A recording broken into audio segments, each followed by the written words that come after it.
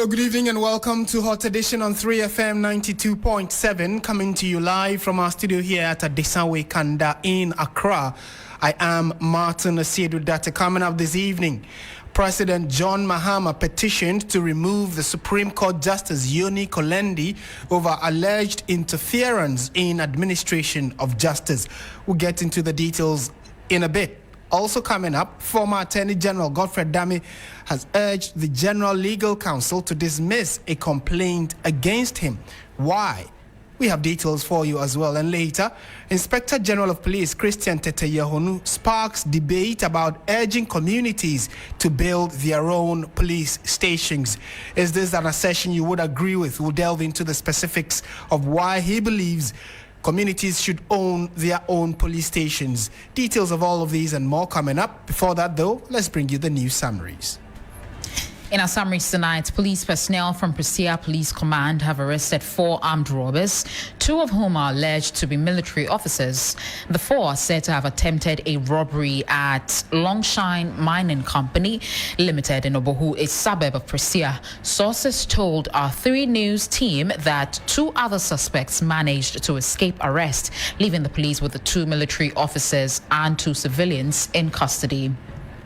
The Tema Impakadan passenger train came to an abrupt halt just meters from its destination after its emergency brake was activated, leaving commuters trapped on board for nearly 45 minutes.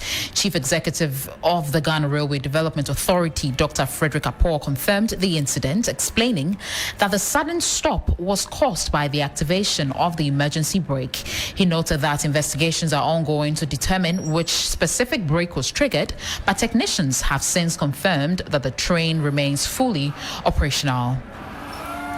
President John Dramani Mahama has officially commissioned 11 new Ghanaian envoys to serve as ambassadors and high commissioners to various countries across the globe. The swearing-in ceremony held in Accra on Wednesday, October 1, follows the granting of agreements, which is the official approval by the respective host countries throughout September 2025. All envoys are non-career diplomats selected to represent Ghana's interests abroad under the new administration. Finally, Ghana's annual consumer inflation rate slowed for the 9th consecutive month in September, falling to 9.4% year-on-year from 11.5% in August, marking its lowest level since August 2021. The Statistics Service said on Wednesday. Government statistician Al-Hassan Idrisu told a press conference that the decline was driven primarily by easing food prices compared to non-food prices. We have this on our website, again, 3news.com. We're also streaming on Facebook and on YouTube at 3FM 92.7. Martin, over to you. Thank you very much, Christabel, for the news summaries. Let's delve into the specifics of our stories this evening. And mind you, we are streaming on YouTube and Facebook, and we'd always love to hear from you. So just look for 3FM on Facebook and on YouTube, and you can be part of the conversations. And do let your comments and messages also come in, because we love to hear from you every day. To the specifics now, and President John Dramani Mahama has been petitioned to remove Supreme Court Justice Yonny Kulendi over alleged interference in administration of justice. Meanwhile, former Attorney General Godfred Dame has urged the Legal General Counsel. I beg your pardon, let's go straight to the specifics. I'm actually bringing you the headlines again, but the big story this evening is that barely 24 hours after petitioning the Criminal Investigations Department to investigate Justice Yonny Kulendi and Richard Jakpa over alleged interference of administration of justice, Daniel Mafu Oforiata Echebi Indigene has escalated the matter to the presidency.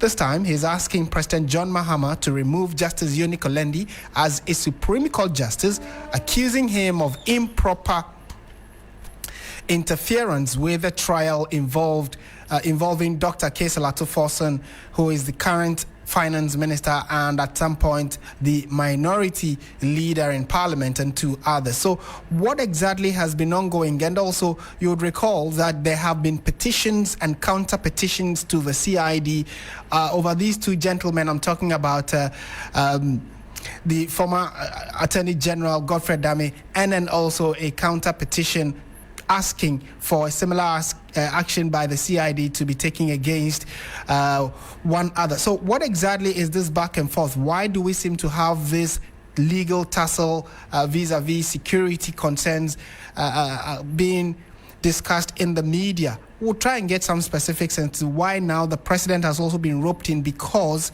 a justice of the Superior Court is part of the conversations, and he's being asked, the president is being asked to ensure that he also considers removing him or kicking him out as a justice of the Superior Court.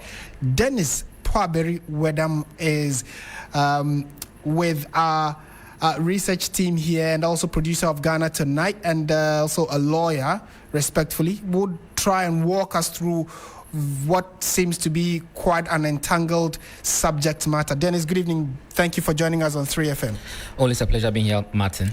So, to start with, there was a petition to the IGP when it has to do with Richard Japa. Then later we were told that another petition has been sent there. Now there seemed to be Yonny Kulendi who's been dragged into the issue. So something that was clearly a legal matter has security angles to it, and now the president has also been brought in. Try and unpack all of this for us. All right, so Martin, let's go back to 2024 when the former majority leader, now finance minister, Dr. Christain Tetteh Yohonu, was standing trial with two others in respect of the ambulance purchase case. So it came to light during cross-examination that there was some, then Godfred Dame was the Attorney General who was leading prosecution in that particular matter. It came to light that the Attorney General then had some encounter or some interactions with one of the accused persons, who is in the person of Mr. Japa, then a businessman. Now we know he's in charge of special operations at the National Security Secretariat. Then that became a controversy in itself as to why a lawyer who is on the other side, in the person of the Attorney General, who is supposed to lead prosecution, would have such an engagement or an encounter with an accused person who is represented by a lawyer. The circumstances of this meeting in itself is strange, and at some point, admissions will be made that then indeed that meeting was held, but as to what the meeting was intended for, it has different interpretations to it, depending on who is saying it. So this meeting was between Godfred Dame, Richard Japa, and then His Lordship Justice Yonny Kulendi, who we are told is a cousin of Richard Japa. This meeting, undisputedly, was held in the residence of His Lordship Justice Yonny Kulendi. So that particular meeting, together with some conversations between Richard Japa and then the former Attorney General, would be the basis for all that we are seeing today. In fact, it has even got so intense that the court itself had to make a determination in respect of that matter, because when it came to light that there was conversation between the former Attorney General and then the accused person, then the lawyers for the accused person said, if that was the case, then it means that the trial itself was tainted. So they filed what they call an application for mistrial to say that the trial was being tampered with. The court had to make a determination. The state then opposed the admission of the conversation between Richard Japa and the Attorney General by way of WhatsApp messages and audio recordings.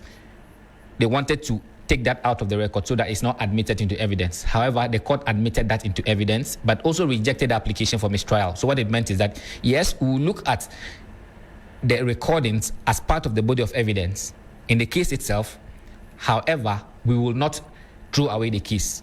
We don't think that that conversation tainted the case so much so that we cannot proceed with it. That ended the matter for that particular one. But mind you, it got to a point where prosecution had closed its case, accused persons had filed for submission of no case. That's to say we don't have a case to answer.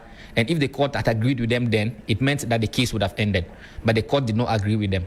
So that's how come the High Court was still on it. However, on appeal, the Court of Appeal said the accused persons did not have a case to answer. And that's how come Richard Japa and then Christain Tetteh Yohonu were acquitted and discharged. So it meant that the case came to its logical conclusion in the absence of any appeal on that matter. However, what still persists now has to do with the conversation which purportedly happened between the three people. Richard Dwapa, Godfred Dame, and then His Lordship Justice Yonny Kulendi.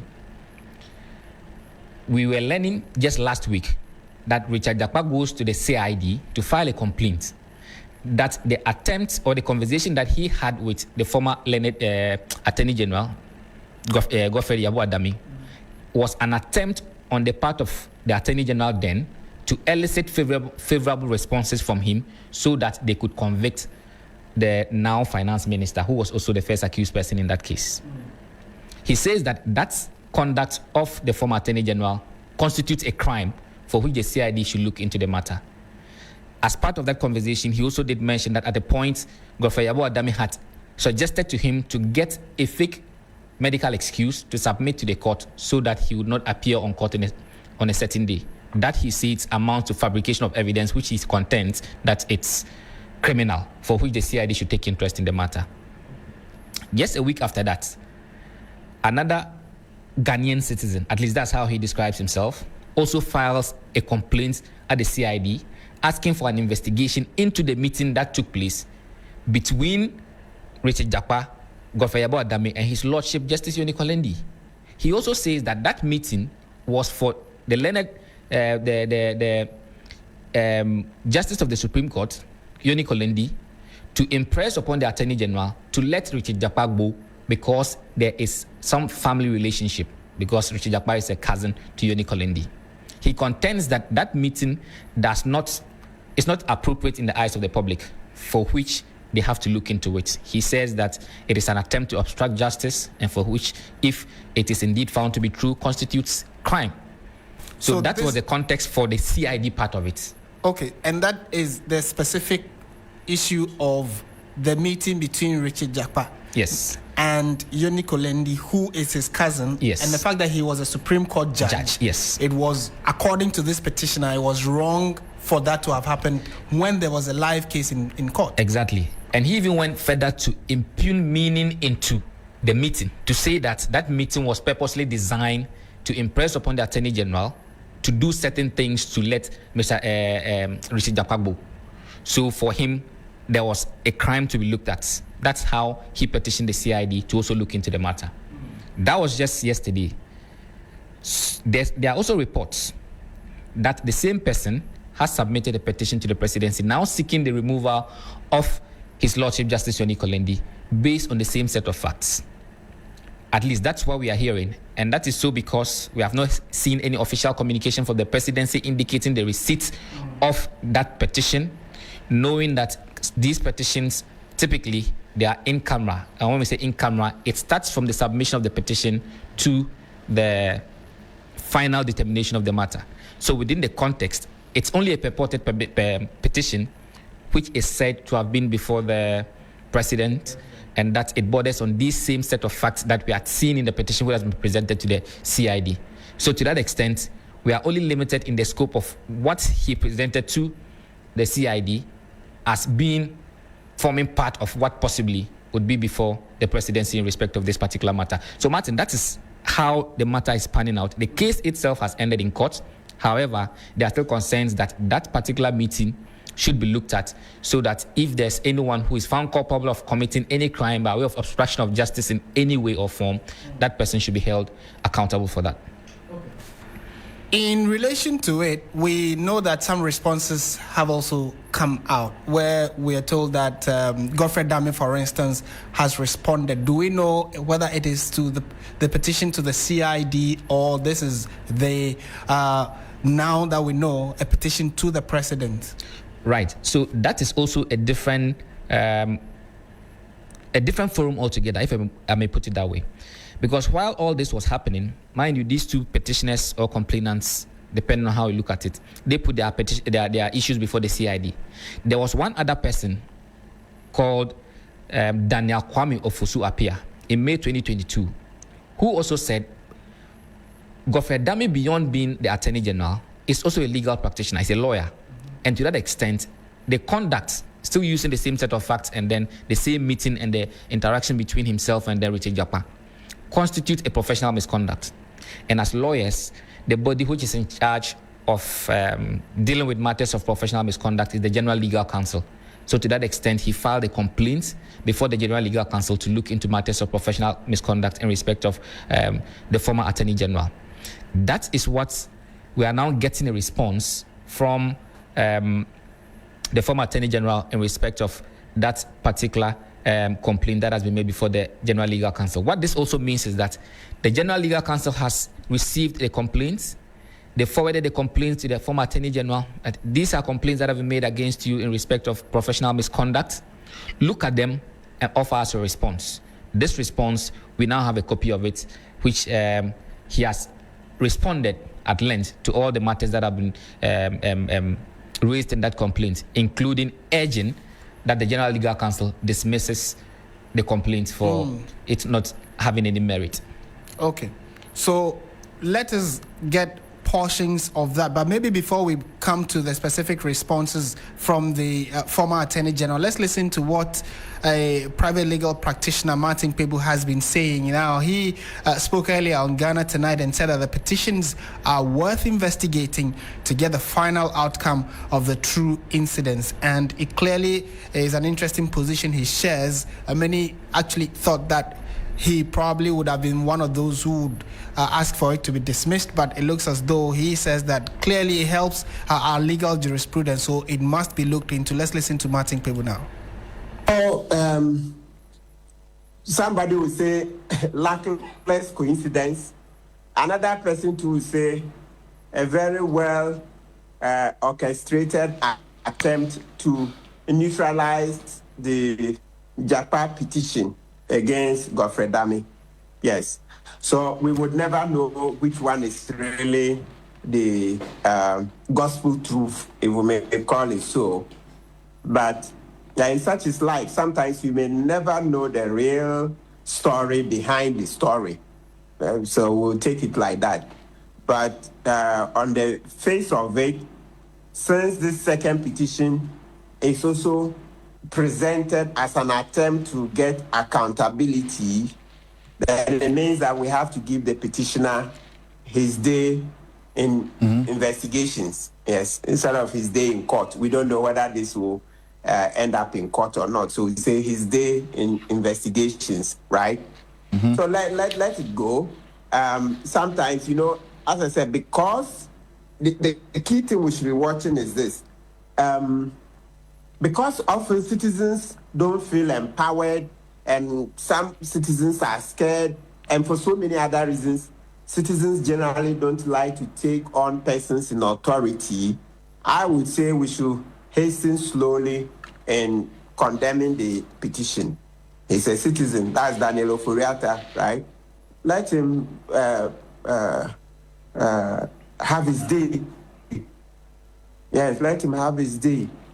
Because if we don't, then it would appear that we embrace JAPA's petition against Godfred Dame, but we are blowing hot and cold by summarily dismissing this Daniel Ofori's petition against JAPA and Justice Kulendi.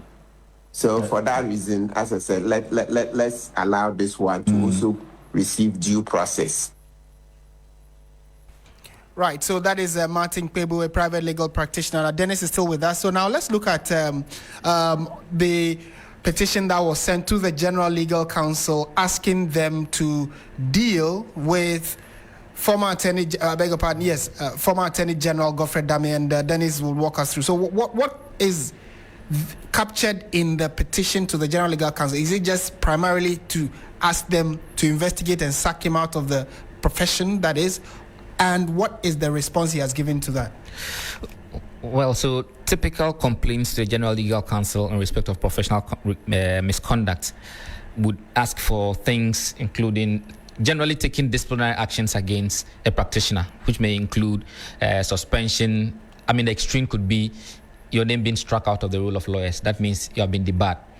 But in this particular instance, we have Mr. Mafu, who makes specific references to some of the rules of ethics that he alleges that the former Attorney General breached. He says, for instance, that there was a failure to act with honesty and integrity and professionalism. He says that is a violation of the rules of that guide the profession. He also makes reference to engaging in conduct involving deceit and misrepresentation. He talks about direct communication with a represented party on matters of representation. He talks about attempt to improperly influence a witness and the outcomes of proceedings. He talks about a conduct likely to discredit the legal profession. And he also talks about any breach in the nature of the above. So he now says that the sanctions he is looking out for could include reprimand, suspension, or removal from the role of lawyers. But in substance, like I did mention earlier, all this is still predicated on that particular interaction between Godfred Dame and Richard Japa, and also that meeting that was held in the home of the respected Justice of the Supreme Court, Justice Yonny Kulendi. Now, having received this complaint from the General Legal Counsel, the former Attorney General being served a copy to elicit his response, he begins by raising some preliminary or addressing some preliminary issues, including the publication of the said complaint and referencing the rules of engagement, which say that such proceedings should be treated the same way we treat removal of so they should be treated, they're supposed to be dealt with in camera. And when we mention in camera, it rings a bell. It refers to the proceedings under Article 146 for removal of Superior Court justices and the the Chief Justice. We've gone past all of those things before. So he essentially makes the argument that this complaint, even before it got to him, was well publicized, was on TV, was on radio stations and in newspapers, and that it was discussed extensively. He also makes the case that because it's been put out there already, it seemed to suggest that the complainant has a certain motive.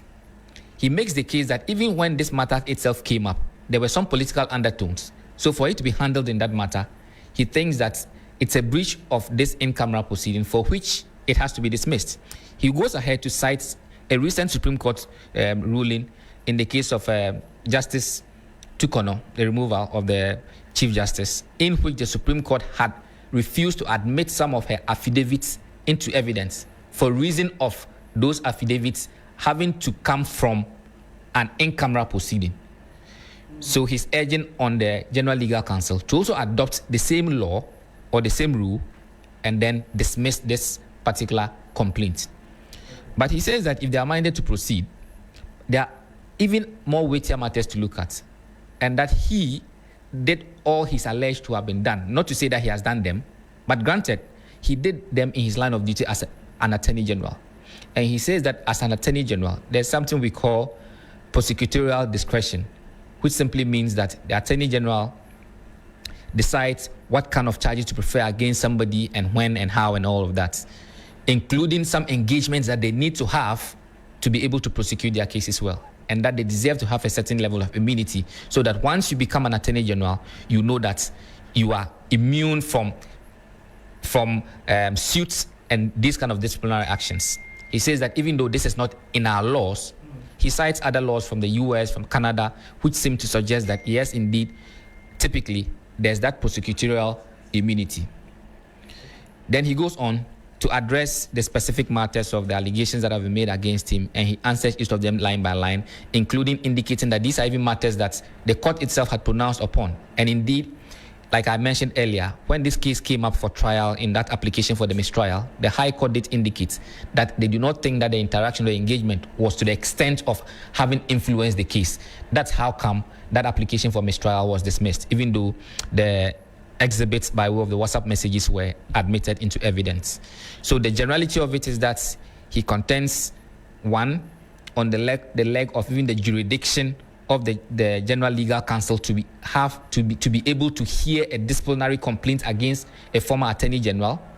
He talks about the violation of the in-camera rule. Then he goes into the merit of the matter itself to dispute all the allegations that have been leveled against him. He says that he did not try to influence Japa in any way. He did not give him a coaching and all those things. So essentially, those are the matters that the former Attorney General has been addressing in this particular response to the complaints that have been brought against him for alleged professional misconduct in this particular proceeding. Martin.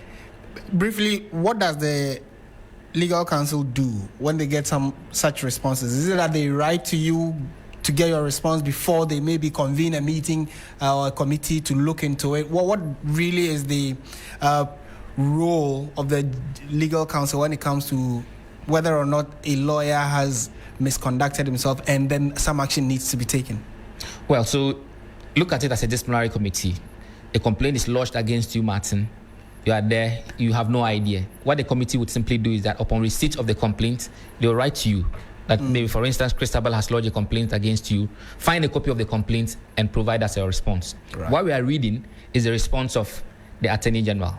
Now, there will come a point where they will invite the parties themselves to now come and meet the committee itself and make their cases known to the committee. But of course, the person who has alleged is the one who must prove. So there will come a point where the complainant will be invited before the committee to furnish the committee with better and better particulars, and then the respondents, the Attorney General, former Attorney General in this matter, will also be invited.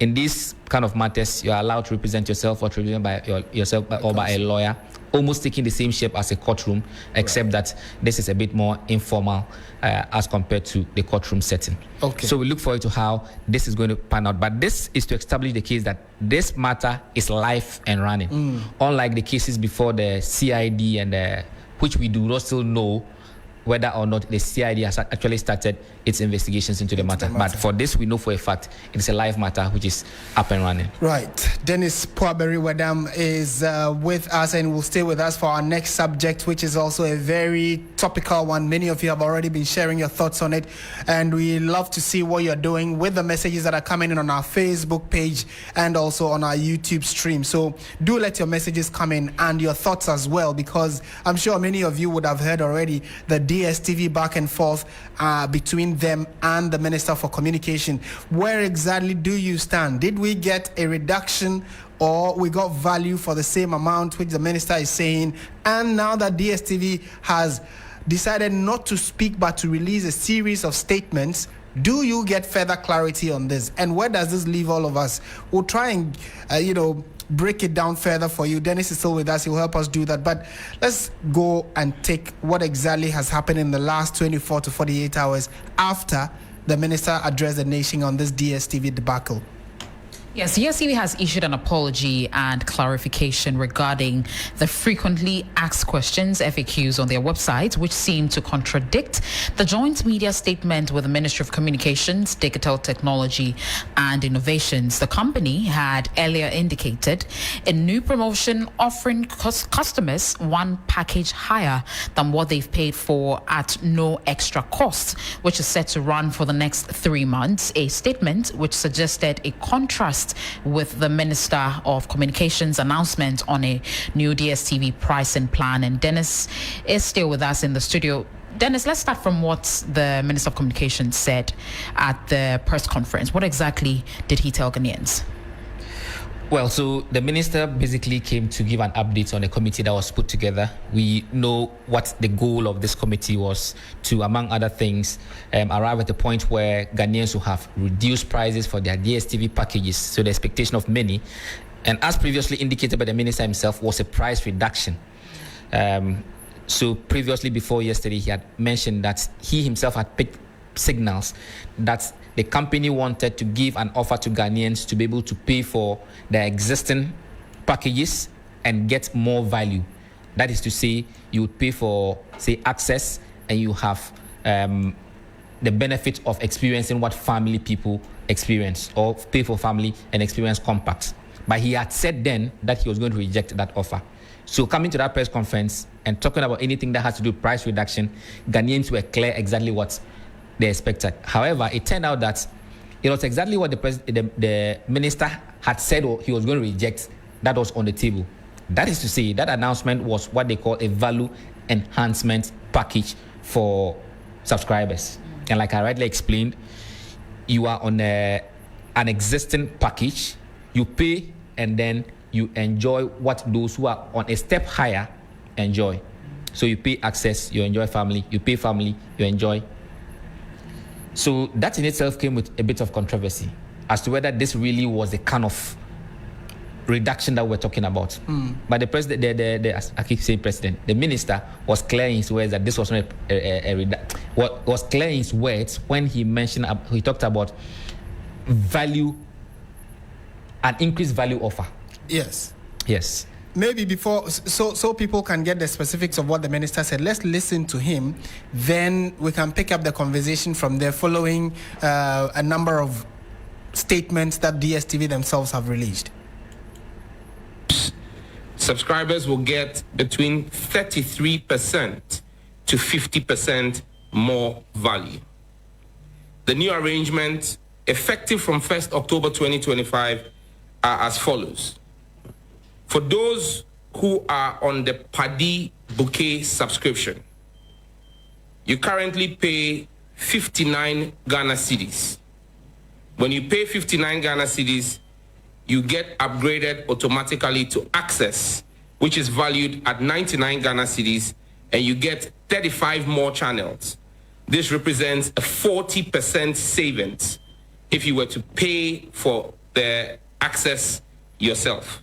Second bouquet, Access, currently going at 99 Ghana cedi. If you retain your Access bouquet at 99 Ghana cedi, MultiChoice will bump you up to the family bouquet, which is currently priced at 190 Ghana cedis. You get 19 more channels, which means that if you were to stay on Access and get bumped up, for the value you get, you make a savings of 48%. If you're on the family package, which is currently valued at 190 Ghana cedis, DSTV will automatically bump you up to Compact, which ordinarily goes for 380 Ghana cedis. You get 22 more channels and actually get access to live football matches. So anybody on the family package, which previously didn't get live football matches, would automatically get live football matches. The value savings on this, 50%. Compact, currently going at 380 Ghana cedis, gets bumped up automatically to Compact Plus, which is priced at 570 Ghana cedis. You get 12 more channels in addition, and the value savings, 33%. Compact Plus, valued at 570 Ghana cedis. You pay that, you're automatically bumped up to Premium, which goes at the price of 865 cedis. You get 18 more channels and a value of 34%. For those who remain on their Premium bouquet, which is priced at 865 Ghana cedis, you will still get all the content on the Premium flagship, the flagship Premium bouquet, but you also get an automatic entry into the competition for the chance to win a fully paid trip to watch selected English Premiership games. But this is, as well as you know, subject to terms and conditions. There is no restriction on a subscriber's choice of a bouquet. The offer is available to both existing and new customers from 1st of October 2025. Effectively, MultiChoice has offered value over and above what we expected of them. I went into this with a request for 30%. With what we have discussed here, the lowest is 33%, the highest is 50%. And I extend my warmest gratitude to the MultiChoice team for that. I want to commend them for their goodwill towards subscribers in Ghana, and the committee is of the view that this increased value offer addresses government's concerns, it reduces pressure on Ghanaian households, while ensuring the sustainability of the DSTV service in Ghana. And that's the voice of Sam Nate George, who is the minister in charge of communication, digital technology, and innovation. And in the latter part of his submission, he talked about how they've had a very cordial relationship in terms of the meetings they've had, the agreements and counter agreements, the arguments and the back and forth. But at least at the end, they managed to arrive at something that is a win-win for both parties. But in the last 12 to for about 12 to 18 hours, or let's say under 24 hours, DSTV has come out with their side of the story. First, they released a frequently asked question, which many thought that counted some of the submissions some judge made. And then in the last hour or so, they've released another statement which more or less sought to clarify the issues that people were raising. Dennis is still with us in studio. So Dennis, what exactly was captured in the statements that DSTV released? Did it seek to counter what the minister had said? Was that the impression you got? Well, for impression, yes. And that was the impression many actually got, for which reason there was a lot of backlash on this, on the minister. And to put things in proper perspective, they did not make any specific reference to the minister's communication. They also issued what they say, we've got you promotion. So in that we've got you promotion, they are not trying to educate their subscribers and the general public what this means. And they say they have a promotion which is going to run from the 1st of October, that's today, to the end of December this year, 3 months. Now that promotion also happened to have the same semblance as that which the minister had announced, to say that be either on your existing bouquet and we'll send you to the next one, or upgrade to the next one and we'll take you a step higher. It fits in the description that the minister had said. Right. So that created the impression that first and foremost, it wasn't upon the request or the negotiation of government that they came to this conclusion, but rather a promotion that they are running, for which the government is taking glory for. That was the impression that was created from reading the statement. Then again, the minister had granted subsequent interviews to this, where he was asked whether this was just a temporary thing or it was going to be permanent. He mentioned that it was going to be permanent. But when you read this promotion that the multi-choice people put out, it suggested that it was going to only last 3 months. There was also another question as to whether if I was on, say, compact, and I decided to downgrade and come to family, I will still be eligible to enjoy the promotion, so that they will put me back on compact. That would have meant if you were on compact and your next subscription, if you're on compact with the promotion, they'll send you to compact plus. But because you don't want compact plus and want to be on compact, your next subscription, you come to family, knowing that you get to enjoy compact. In which case you would have made savings. Yes. Real savings, as in real savings. Yes. Good.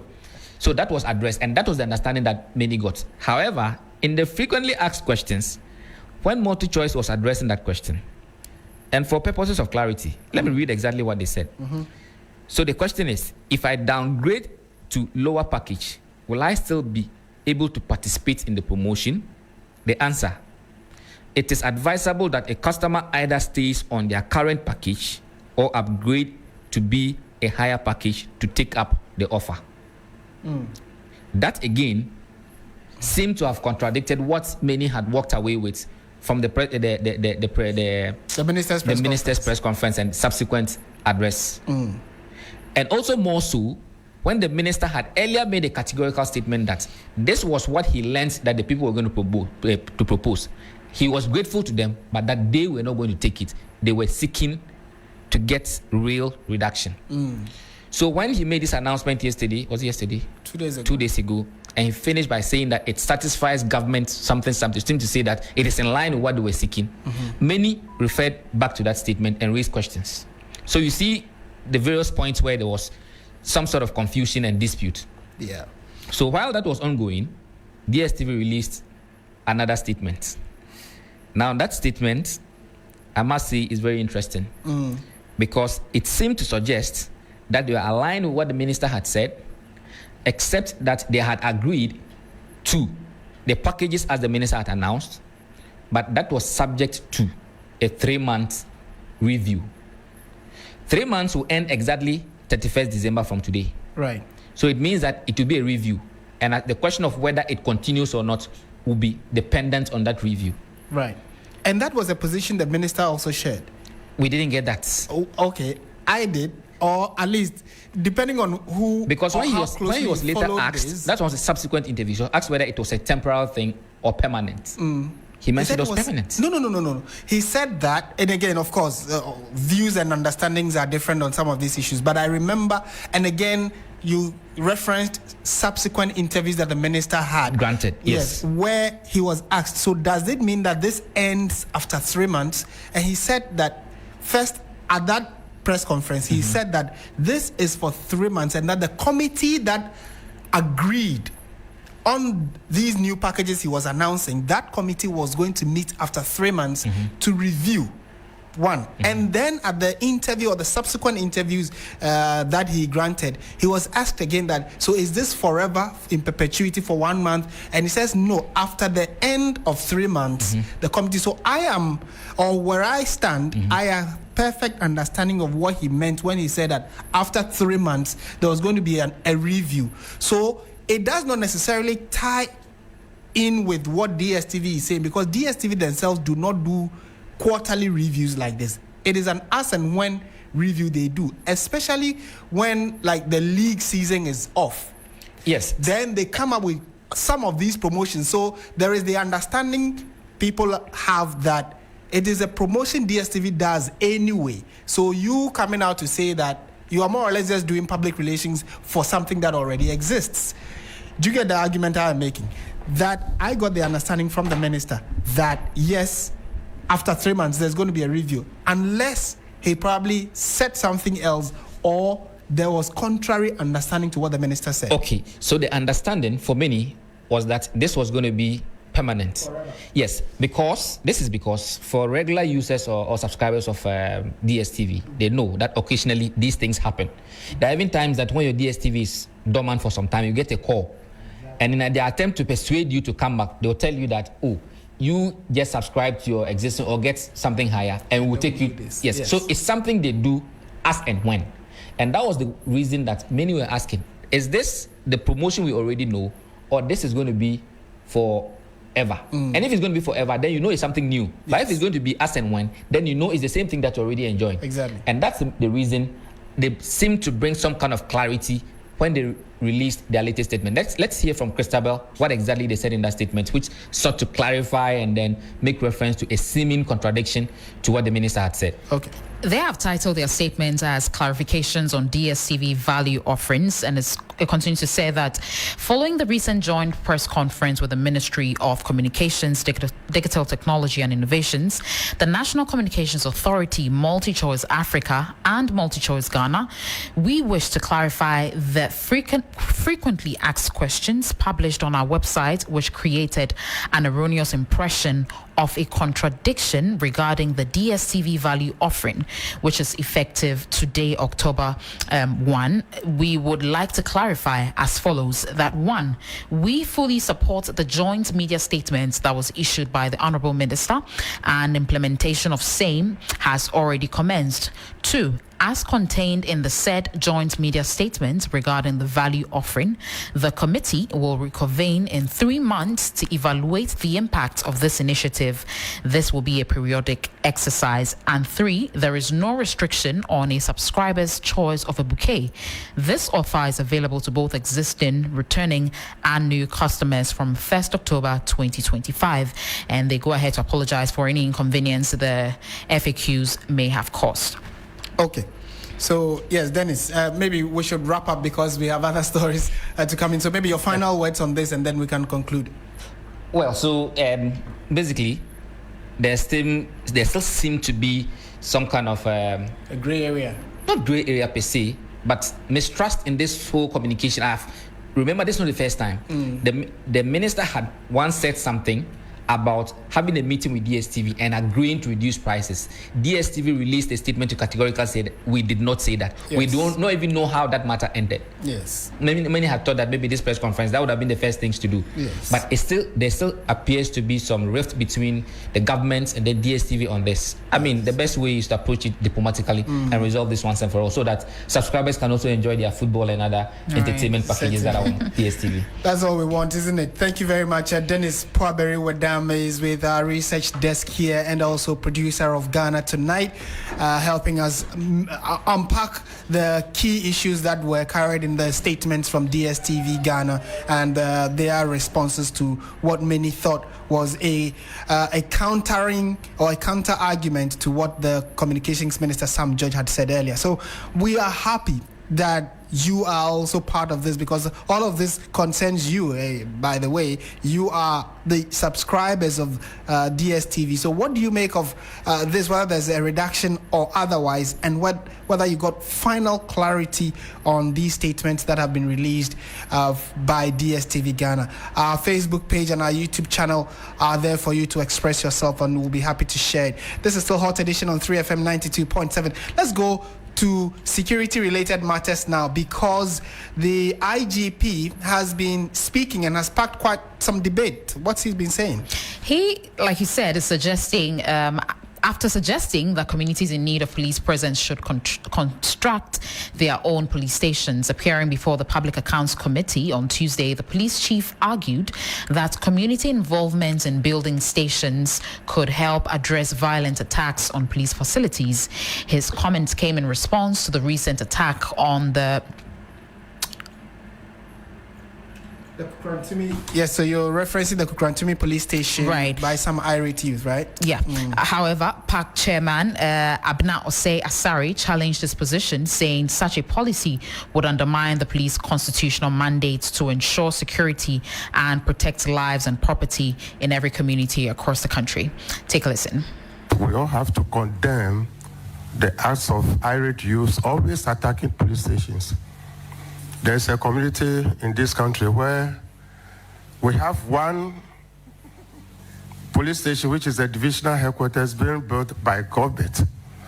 And then we have another that is the district headquarters being built by the locals themselves. When they were going to attack, they went to the building that was built by the government, they burned the building down. They came to their local building, and somebody said, no, this way it was the MP who built it, so let us not touch it. So they didn't touch it. And so today, when you are in your area and you are asking us, we should come and open a police station, we'll ask you to build a police station yourself. And it is when you build a police station, and all those areas where there are these disturbances, they never attacked the stations that were built by the community themselves. And it is not good for this country. And so if you ask of closing down, yes, we'll close down because you have destroyed the station. You just heard the Inspector General of Police, Christain Tetteh Yohonu. This is still Hot Edition on 3FM 92.7. We'll be back after this with Business with Bismarck Ebusa. Stay with us.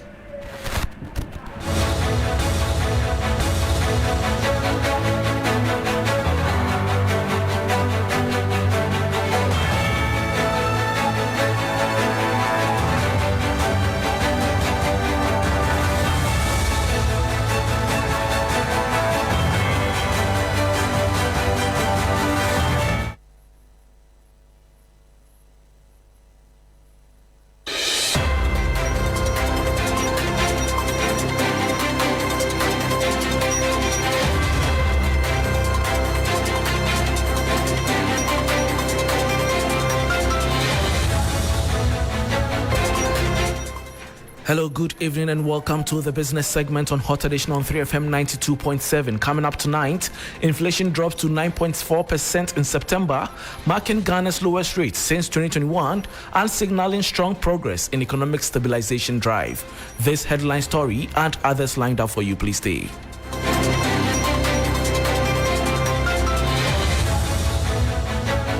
Prices in September this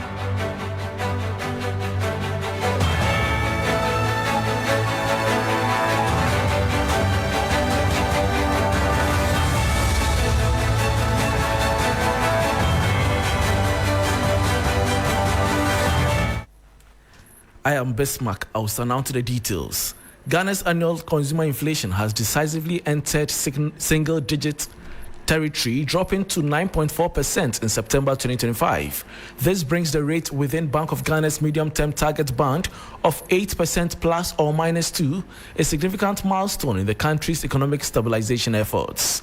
The September figure represents a sharp decline from the 11.5% recorded in August and is the lowest inflation rate the nation has seen since August 2021.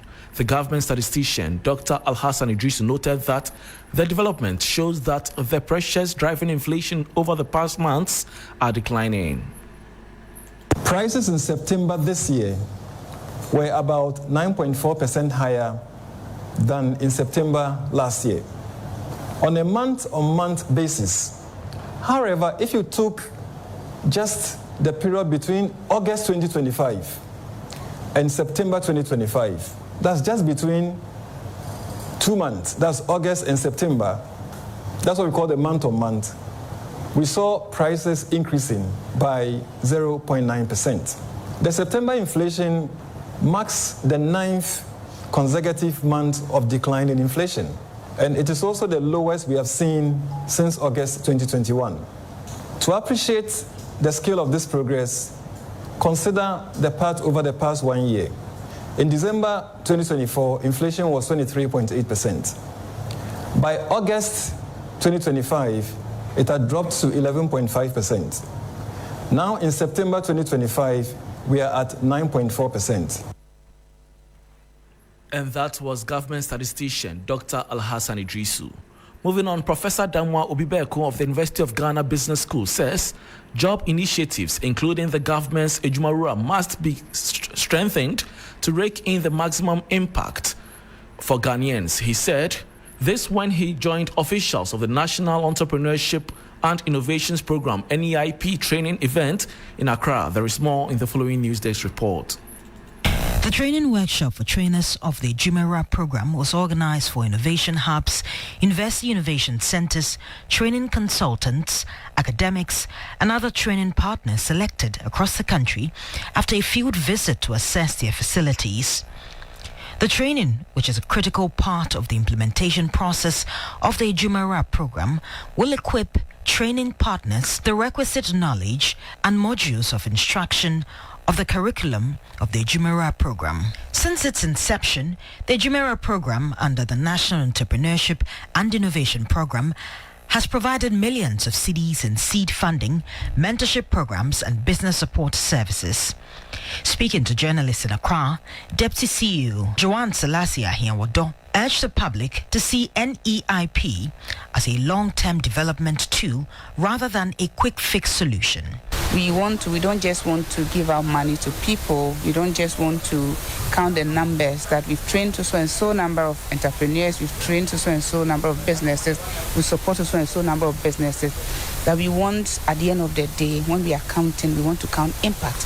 That when we rolled out Ejumawura, due to the conscious and deliberate processes we have put together, to ensure that we have quality of the program, we've been able to achieve the success and the dream that His Excellency John Dramani Mahama has dreamed for. Meanwhile, Professor Obi Obing Damwa of the University of Ghana Business School stressed that the NEIP is designed to empower young entrepreneurs across the country, regardless of political affiliation. So if you look at the concept, it has those who even already have the businesses.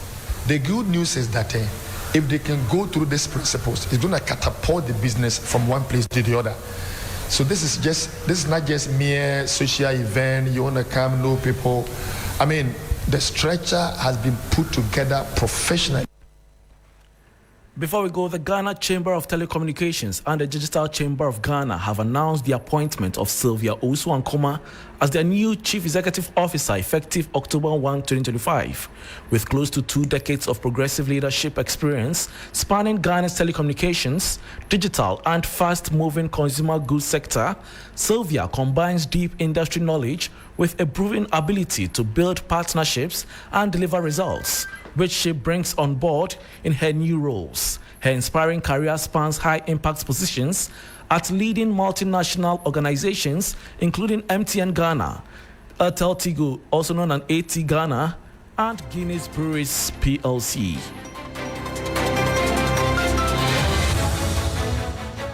And that brings us to the end of the business segment on Hot Edition on 3FM 92.7 with me, Bismarck. Also, for more business stories, please check out our website, 3news.com. Thanks for your company.